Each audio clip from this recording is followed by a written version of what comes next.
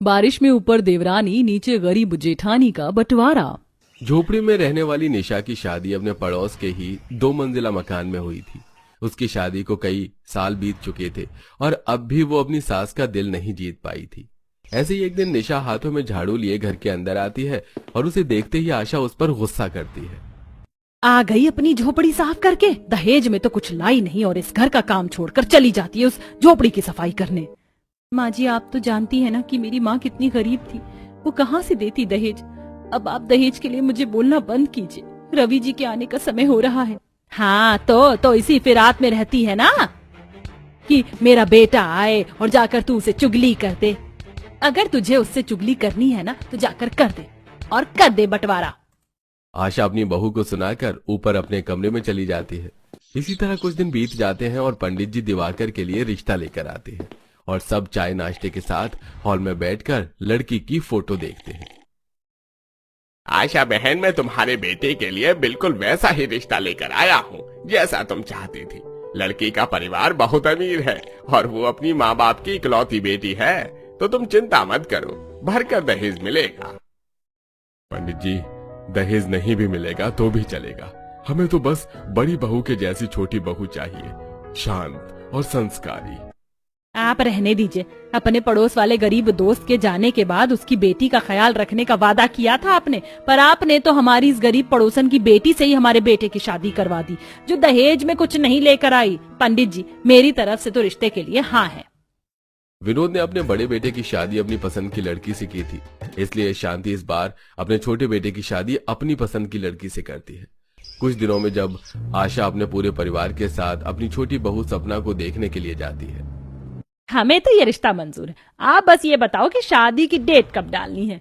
बहन, शादी की तारीख भी डल जाएगी, पर उससे पहले कुछ दहेज की बातें कर लेते। हमारी एक ही बेटी है और हम उसे खाली हाथ विदा नहीं करना चाहते।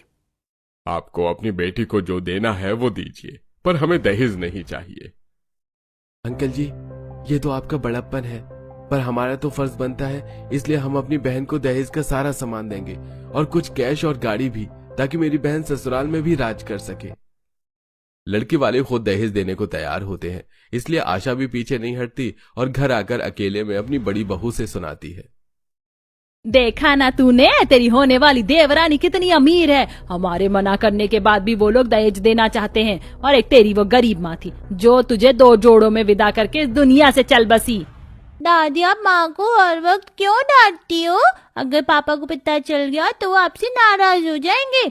बड़ी आई पापा की चमची, दोनों माँ बेटी एक जैसी हैं। मेरे बेटे से चुगली करती है मेरी, ताकि घर का बंटवारा हो जाए। अगर तेरी माँ चुगली करना भूल जाए तो तू कर देना अपने बाप से मेरी चुगली।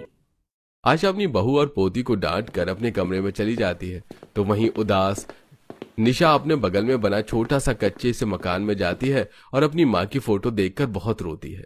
समय गुजरता है, देखते ही देखते दिवाकर की शादी का दिन नजदीक आ जाता है और शादी से पहले निशा अपनी होने वाली देवरानी का कमरा सजाती है और कमरा सजाते हुए उसे अपनी माँ की याद आती है कि वो कैसे शादी वाले दिन घर को सजा रही थी और उसके बाद उसको तैयार कर रही थी। आरती की माँ उसे चुन्नी उड़ाकर उसके माथे को चूमने के बाद उससे कहती है, आज तेरी शादी है, अब तू मेरी बेटी से किसी के घर की बहू बन जाएगी, पर हमेशा अपनी सास को माँ ही समझना, चाहे वो तुझे कितना भी सुनाए। और हाँ, घर को हमेशा जोड़ के रखना। ठीक है माँ, मैं तुम्हारी ये बात हमेशा याद रखूंगी। अपनी माँ को याद करते हुए निशा की आंखों से आंसू आने लगते हैं। माँ, जब से तुम गई हो कुछ अच्छा नहीं लगता। मैं बिल्कुल अकेली हो गई हूँ। मैं हमेशा सोचती हूँ कि घर जोड़ के रखूं, पर फिर भी मेरी सास को लगता है कि मैं इस घर का बंटवारा चाहती हूँ। अगर तुम जिंदा होती तो मुझे बताती कि मैं क्या करूँ जिससे मेरी सास मुझसे खुश हो जाए और उनकी सारी गलतफहमी खत्म हो जाए। निशा अपने हाथों से अपनी देवरानी का कमरा तैयार करके बाहर जाती है और दिवाकर अपनी भाभी से कहता है, भाभी, आपने मेरा कमरा सजाया है तो अच्छा ही सजाया होगा, और आप खुश तो है ना? बहुत जल्द आपकी देवरानी आने वाली है। हाँ देवर जी, मैं बहुत खुश हूँ। मेरी देवरानी अच्छे घर से है, पढ़ी लिखी है। वो आएंगी, उसके साथ रहकर मैं कुछ नई चीज सीख पाऊंगी। मुझे भी एक दोस्त मिल जाएगी, कभी घर में मुझे अकेला महसूस नहीं होगा। आज आपको खुश देखकर बहुत अच्छा लग रहा है। चलिए अब आप भी जाकर जल्दी से तैयार हो जाइए, आप गर्भवती है, ऐसे में बारात तो नहीं जा सकती, पर मुझे घोड़ी चढ़ते हुए तो देख सकती है ना।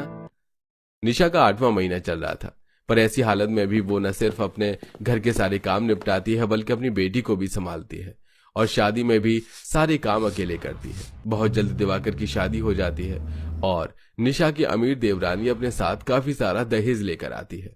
घर के बाहर और एक और नौकरानी खड़ी होती है, तो वहीं घर के अंदर TV, fridge, washing machine, bed, sofa, अलमारी जैसे घर की जरूरत की सारी चीज भरी होती है। अरे बहू, इतना तो मैंने सोचा भी नहीं था जितना तू अपने साथ दहेज लेकर आ गई, और साथ में एक नौकरानी भी। चलो आशा, तुम्हारे सपने तो पूरे हुए।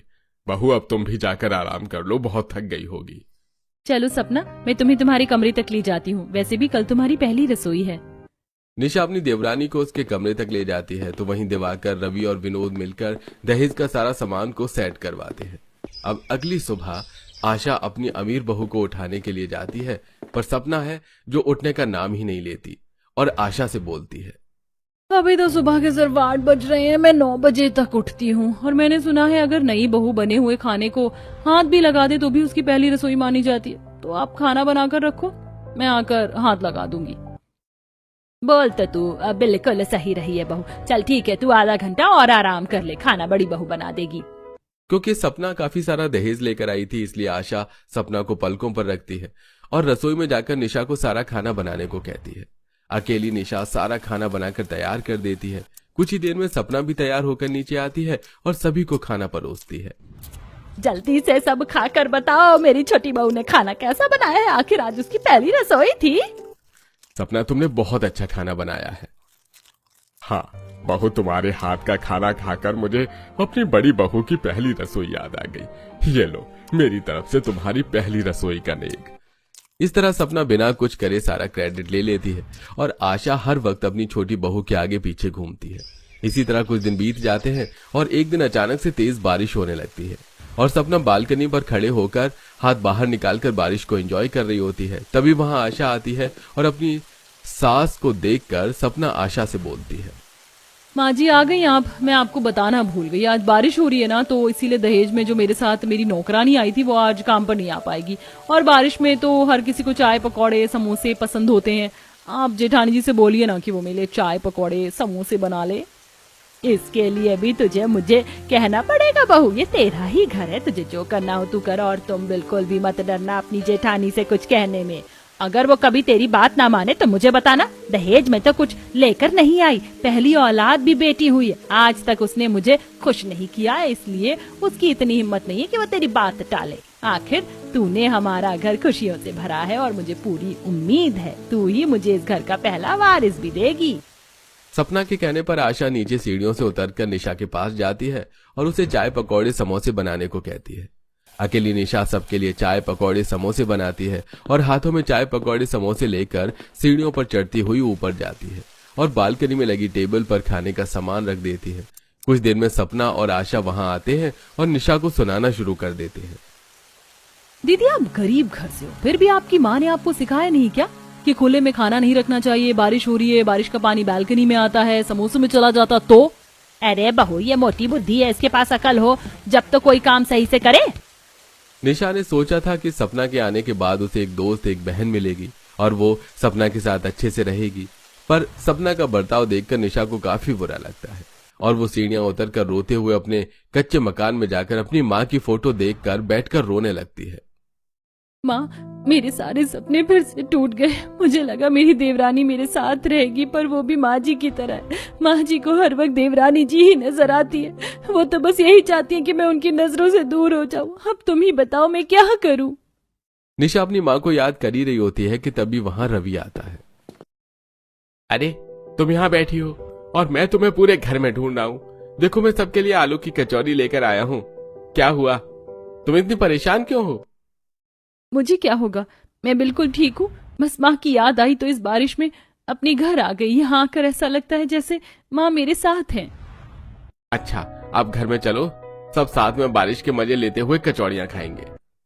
रवि छाता लेकर निशा के साथ अपने पड़ोस वाले घर में जाता है, जहाँ पूरा परिवार बालकनी पर बैठकर आलू की कचौड़ियाँ खाता है और बारिश को एंजॉय करता है।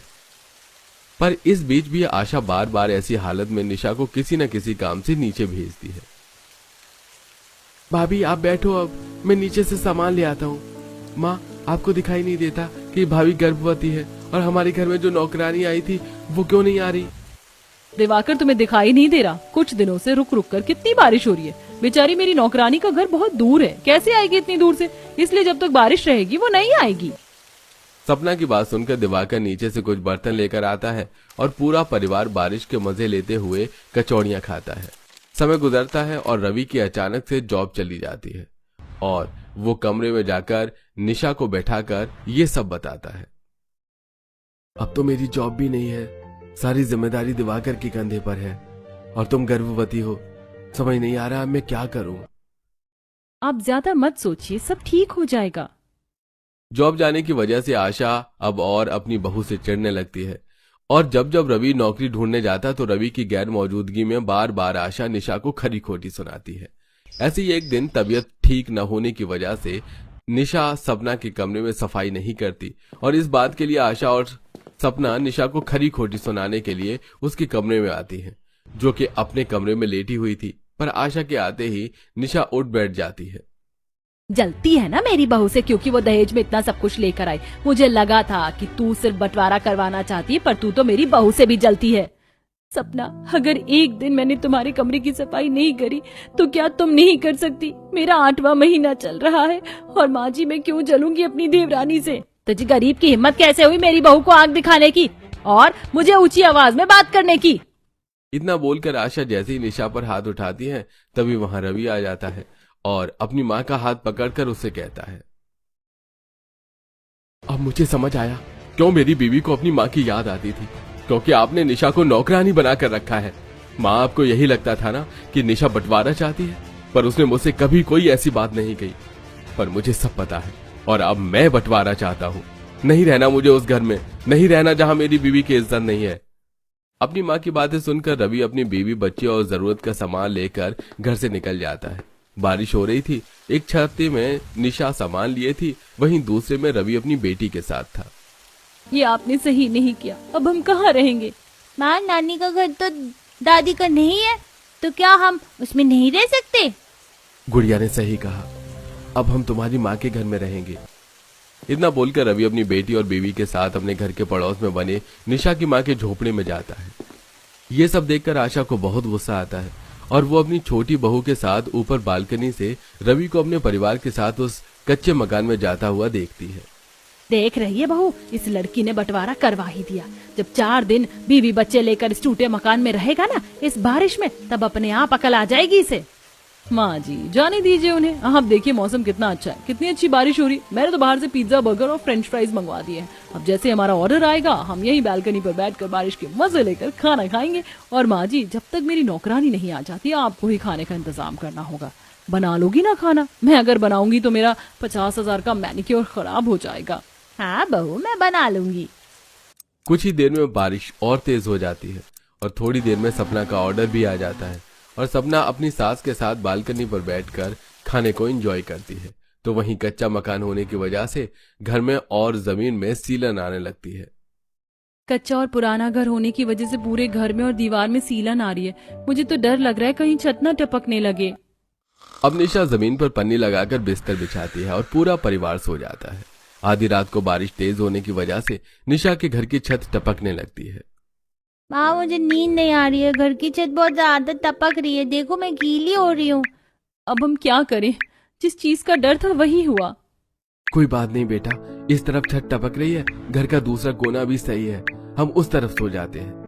निशा और रवि अपना बिस्तर घर के दूसरे कोने में लगा लेते हैं। अब निशा और रवि बैठकर सारी रात गुजारते हैं तो वहीं गुड़िया जमीन पर सोती है। अगली सुबह होते ही आशा घर में ब्रेड पकौड़े बनाती है। सुबह भी हल्की हल्की बारिश हो रही होती है और पूरा परिवार वहीं बालकनी पर बैठकर चाय और ब्रेड पकौड़े खा रहा होता है। तो वहीं रवि पास से पन्नी और सूखी घास का जुगाड़ करके लाता है।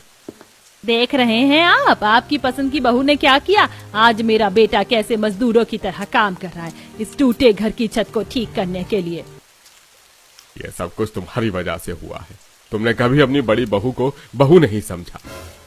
इधर सास ससुर लड़ रहे थे, उधर निशा ने सीढ़ियां पकड़ी और रवि उससे कहता है, निशा, मैं अभी टेम्परेरी छत की मरम्मत कर देता हूँ ताकि छत टपकनी बंद हो जाए।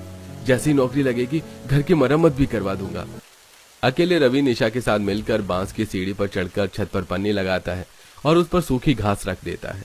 पर सूखी घास और खराब पन्नी ज्यादा देर बारिश को रोक नहीं पाती और दिन में जब पूरा परिवार एक साथ बैठकर घर में खाना खा रहा होता है तो खिड़की और दरवाजे से बारिश के पानी के छींटे आने लगते हैं और दूसरी तरफ से भी छत टपकने लगती है और बारिश का सारा गंदा पानी उनके खाने में आ जाता है। माँ, अब तो पहले से भी ज्यादा छत टपकने लगी। पापा ने जिधर से छत ठीक करी, अब बस वही जगह ठीक है। मेरे खाने में भी बारिश का पानी आ गया है, अब मैं नहीं खाऊंगी। एक समय था जब मैं पूरा घर संभालता था और आज मैं इतना लाचार हूँ कि तुम लोगों के लिए कुछ नहीं कर पा रहा। आप ऐसा क्यों बोलते हैं? आपने जो किया हमारे लिए वो बहुत है। मैं अभी बाहर से कुछ ईंट और मिट्टी लेकर आती हूँ ताकि घर का चौखट ऊंचा कर सकूं, वरना बारिश का पानी घर में आ जाएगा। निशा और रवि बाहर जाते हैं और बाहर से ईंट और मिट्टी लेकर आते हैं और दरवाजे के बाहर लगा देते हैं ताकि बारिश का पानी घर में न जाए। ये सब देखकर सपना और आशा उनके पास आते हैं और उनकी गरीबी का मजाक बनाते हैं। जेठ जी, इसीलिए कहते हैं गुस्से में कभी कोई फैसला नहीं लेना चाहिए। आप लोगों को हमारी फिक्र करने की जरूरत नहीं है, अपनी फिक्र कीजिए। इस बारिश में तुम्हारी नौकरानी नहीं आने वाली, हम तो अपना काम खुद कर लेंगे, पर तुम लोगों का क्या होगा? रवि सपना और अपनी माँ को जवाब देकर अंदर चला जाता है। इसी तरह समय गुजरता है और रवि की नौकरी लग जाती है और वो अपने घर की मरम्मत करवाना शुरू कर देता है। तो वहीं सुबह शाम बारिश होने की वजह से नौकरानी भी घर आना बंद कर देती है, जिस वजह से घर की सही से सफाई नहीं हो पाती, खास तौर पर बालकनी की। अब बालकनी गंदी रहने लगती है। ऐसे ही एक दिन अचानक से बारिश शुरू होती है और सपना रील बनाने के लिए बालकनी पर आती है और जैसी रील बनाना शुरू करती है उसका पैर फिसल जाता है और वो गिर जाती है। तभी आशा हाथ में खाना लेकर आती है। अरे बहू, तू गिर कैसे गई? 2 दिन से तूने बालकनी की सफाई नहीं करी। देख कितनी गंदी बालकनी है, पेड़ पौधे भी बालकनी पर ही हैं। अब लापरवाही करेगी तो गिरेगी ही ना। एक नंबर की काम चोर है तू। तुझसे तो अच्छी मेरी गरीब बहू थी। भले ही दहेज में कुछ नहीं लेकर आई थी, पर सारा काम अच्छे से करना जानती थी। अगर इतना ही प्यार उस गरीब से है तो रोक लेती, जाने क्यों दिया? मैं घर की नौकरानी नहीं। मेरे माँ बाप ने मुझे इतना दहेज इसलिए नहीं दिया ताकि मैं यहाँ नौकरों की तरह काम करूँ। सपना मुंह बनाकर कमरे में चली जाती है और सामान पैक करने लगती है। कुछ ही देर में बालकनी गंदी और बारिश होने की वजह से मेंढक और जोंक बालकनी पर आशा को दिखाई देते हैं, जो उसकी तरफ आ रहे थे, जिन्हें देख वो हड़बड़ी में भागती है और बहू के कमरे में जाती है। देख बहू, तेरी लापरवाही की वजह से इस बारिश में मेढक और जोंक भी आने लगे हैं घर में। ये सब मेरी लापरवाही से हुआ है ना, तो मैं जा रही हूँ। सही किया जेठानी जी ने बंटवारा करके। सपना और आशा के बीच में बहस हो रही होती है कि तभी दिवाकर परेशान बारिश में भीगते हुए घर आता है। आपको क्या हुआ और आप इस बारिश में भीगते हुए क्यों आए हैं? सब खत्म हो गया। इस बारिश की वजह से मेरी नौकरी चली गई। अब पता नहीं इस बारिश में कब तक नौकरी मिलेगी। आप फिक्र मत कीजिए, मैं अभी अपने भैया को फोन करती हूँ, वो हमारी मदद जरूर करेंगे। मदद के लिए सपना बार बार अपने भाई को फोन करती है। तुम्हें समझ नहीं आ रहा? अगर मैं तुम्हारा फोन नहीं उठा रहा हूँ इसका मतलब ये है कि मुझे तुमसे बात नहीं करनी। हमने तुम्हारी शादी करवा दी है, अब अपना घर संभालो। दहेज में भी सब कुछ दिया है, फिर किसके लिए फोन कर रही हो? भैया, मेरे पति की नौकरी चली गई, इसलिए आपकी मदद चाहिए थी। अरे सारी जिंदगी क्या हम तुम्हारी ही मदद करते रहेंगे? अब फोन रखो और अब माँ को फोन मत कर लेना, क्योंकि पापा का बिजनेस अब मैं संभाल रहा हूँ, तो घर में वही होता है जो मैं चाहता हूँ, समझी? बिजनेस भाई के हाथ में आने के बाद उसके तेवर बदल चुके थे और वो अपनी बहन की मदद नहीं करता। तभी कमरे में विनोद आता है। क्या हुआ बहू, तुम्हारे भाई ने फोन रख दिया क्या? तुम्हारी मदद नहीं करना चाहता?